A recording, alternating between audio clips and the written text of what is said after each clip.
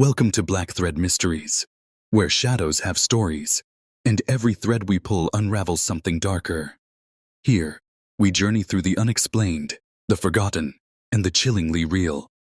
From haunted places to unsolved crimes, each mystery is a thread, and together, we'll follow it into the unknown. It was supposed to be the final day of his vacation, a quick flight home, a return to normal life, but for Lars Mittank, that day became the last time anyone saw him alive. And what happened next has baffled the internet for over a decade. Lars Mittank was a 28-year-old German man from the small town of Itzehoe, Schleswig-Holstein. Friends described him as cheerful, dependable, and level-headed. In June 2014, he traveled with a group of friends to Golden Sands, Bulgaria, a busy Black Sea resort, famous for its affordable bars and packed beaches. The trip was normal at first. Days of swimming and sunbathing, nights of beer and music. But as the week progressed, small changes in Lars's behavior began to show.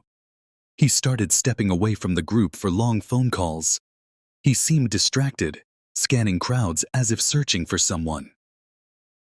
On the night of July 6th, everything took a sharp turn. After leaving a McDonald's near the beachfront, Lars became involved in a heated argument with a group of men, possibly over football team rivalries. Witnesses say punches were thrown. The fight left Lars with a ruptured eardrum. His friends urged him to see a doctor, and the local clinic advised he delay flying for several days. It was a minor injury, but one that changed his travel plans completely. When the others headed back to Germany on schedule, Lars chose to stay behind to heal. He booked a single room at the modest Color Hotel in Varna, just a few kilometers from the airport. The plan was simple: rest, recover, and take a flight home later that week. But the hours that followed were anything but simple. Golden Sands was alive with neon lights and pounding bass the night of the fight. Lars and his friends moved between clubs and bars, laughing and singing along with the crowd. Around midnight, Lars was seen chatting with strangers, possibly locals or other tourists, about football. It seemed harmless until voices were raised and tempers flared. Some witnesses later claimed the men followed Lars after he left. At some point, Lars separated from his friends and was allegedly confronted again. The scuffle that followed ended with Lars nursing a damaged ear. Whether it was a targeted attack or a drunken misunderstanding remains unclear. What's certain is that this was the first sign of the spiral. When Lars informed his mother Sandra, she was concerned but reassured by the doctor's advice. Still, his tone was unusual. He spoke in short sentences, often pausing as if checking his surroundings.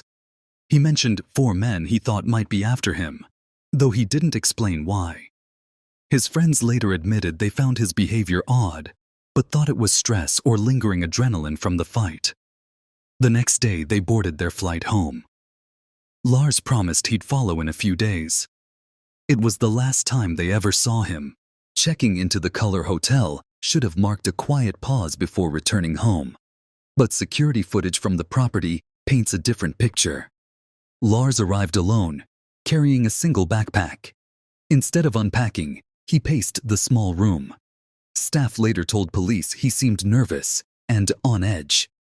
That night, he called his mother several times. In one call, he whispered urgently, "I don't feel safe here. Can you cancel my credit cards?" In another, he claimed to have hidden somewhere because people were following him. His voice cracked with fear, but he never specified who these people were. According to reports, he left the hotel briefly after midnight and returned at 1 a.m., visibly shaken. No one knows where he went during that hour. Some believe he was meeting someone. Others think he was running from a threat only he could sense. By morning, Lars seemed determined to leave Bulgaria as soon as possible. He told his mother he would head to Varna Airport and see if he could get an earlier flight. Before boarding any flight, Lars visited a local doctor near the airport to reassess his ear injury. The physician confirmed the eardrum rupture and prescribed an antibiotic called cefuroxime. This detail would become important later, as some speculate the drug triggered a psychological reaction. While waiting for his appointment, Lars sent strange text messages to his mother asking about his insurance policy and how much it covered. He also mentioned that the doctor's office felt unsafe. Witnesses recall him stepping outside mid-consultation to check the street. The doctor noted nothing overtly alarming about Lars's physical condition, but did find his anxiety unusual. He was cleared to fly if he wished, though he was advised to continue his medication. From here, Lars walked toward the airport terminal. The next moments would be captured on CCTV, moments that turned an odd vacation story into one of the internet's most chilling mysteries. At Varna Airport, Lars called his mother once more. This time his voice was urgent and strained. "They're coming for me. I have to get out." His mother tried to calm him, suggesting he find a safe place inside the airport. But before she could ask more, the line went dead. Witnesses inside the terminal recall seeing Lars speaking to the airport doctor. Then, without warning, he stood up, grabbed his bag, and sprinted out of the building. What happened in those seconds has been replayed millions of times on YouTube. The footage shows Lars running past startled travelers, through sliding glass doors, and across the parking lot. He jumps over a fence and disappears into a grassy field beyond the airport perimeter. No one has seen him since. The airport's security cameras captured what would become the most replayed and analyzed footage in modern missing person history. Lars Mittank, dressed in a yellow t-shirt and shorts, is seen calmly entering the terminal. He's carrying his small black backpack, walking normally. For several seconds, nothing is out of place. Then, he enters the office of the airport's doctor for a final consultation before boarding. Reports suggest that while in the room, something or someone spooked him. The airport doctor later said Lars suddenly became agitated, muttering about needing to leave immediately. Without warning, he stood, grabbed his bag, and bolted from the room. This wasn't the hurried pace of a man late for a flight. This was a full sprint, a frantic, desperate dash for escape. The CCTV shows him bursting through the sliding glass doors of the terminal, nearly colliding with a passerby. He doesn't slow down. He runs across the drop-off zone, veering toward a fence on the far side of the airport car park. Without hesitation, he climbs the wire barrier and disappears into the tall grass and trees beyond. The footage ends there, but the story doesn't. Search teams, police dogs, drones, and volunteers combed the surrounding fields and woodlands for weeks. No trace of Lars was found. No clothes, no backpack, no personal items.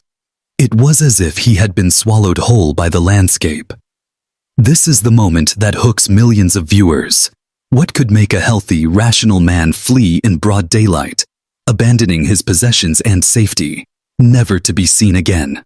In the days following Lars's disappearance, Bulgarian police launched a coordinated search.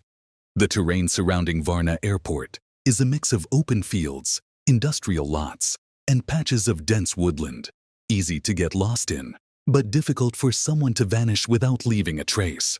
Officers interviewed taxi drivers, bus station staff, and local residents. None recalled seeing a man matching Lars's description after that morning. Back in Germany, his mother Sandra gave televised interviews, pleading for information. She described Lars as mentally stable before the trip, with no history of drug abuse or psychiatric illness. The only recent stress in his life had been a minor workplace change. She dismissed theories that he had voluntarily vanished, insisting something had terrified him enough to trigger flight over reason.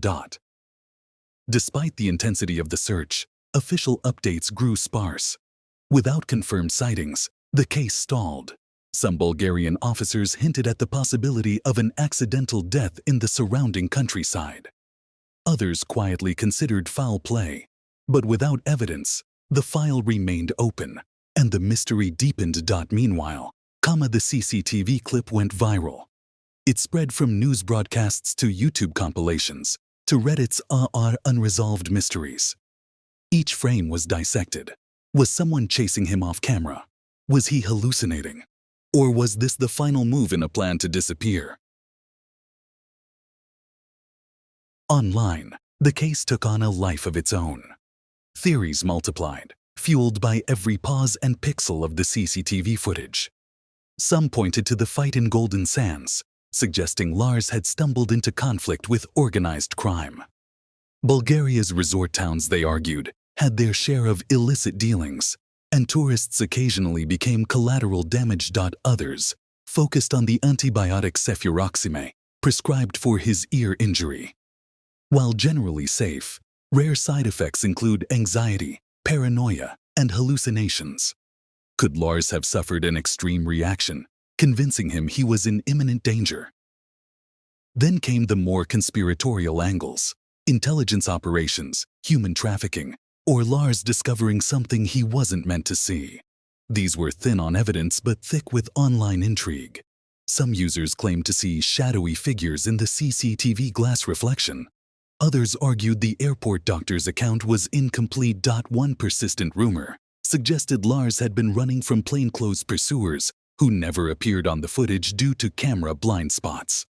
This theory gained traction when a supposed eyewitness claimed to have seen two men near the field where Lars vanished, though the statement was never officially confirmed.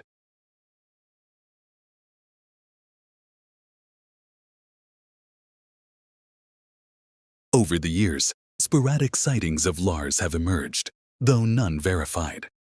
In 2019, a truck driver in Germany reported picking up a hitchhiker who resembled Lars. The man reportedly refused to give his name and left the vehicle abruptly. Police investigated but could not locate the individual. Another lead came from Canada, where a homeless shelter volunteer claimed a German-speaking man had stayed briefly before disappearing again. Facial comparisons were inconclusive. In 2022, Lars's mother released an age progression image showing what he might look like in his mid-30s. The appeal reignited media attention, but no concrete leads followed. Search interest spikes every time the case is featured on a major YouTube or true crime podcast channel, yet the official investigation remains cold. Despite the dead ends, the possibility that Lars is still alive somewhere, perhaps suffering from memory loss, perhaps hiding intentionally, keeps hope alive for his family. But as years pass, the more haunting possibility emerges: that whatever scared Lars in that airport wasn't just in his mind. And it found him after he fled. Today, the disappearance of Lars Mittank is as unsolved as it was in July 2014. His case sits in a strange space between urban legend and real tragedy. An internet mystery watched by millions, but one with a grieving family still waiting for answers. What truly happened in those final hours? Was Lars the victim of a paranoid break, a criminal plot, or something stranger still? The absence of evidence leaves only questions, and the silence from the fields beyond Varna Airport is deafening. Every few months, the CCTV clip resurfaces, drawing in a new wave of amateur detectives who swear they can spot the missing clue. But the reality is chilling. If Lars is alive, he may not want to be found. And if he's not, the world may never know what chased him into the unknown. For now, the last image remains the same: a young man in a yellow shirt, sprinting toward the edge of the frame, swallowed by grass taller than his shoulders, running from something we can't see, and perhaps never will.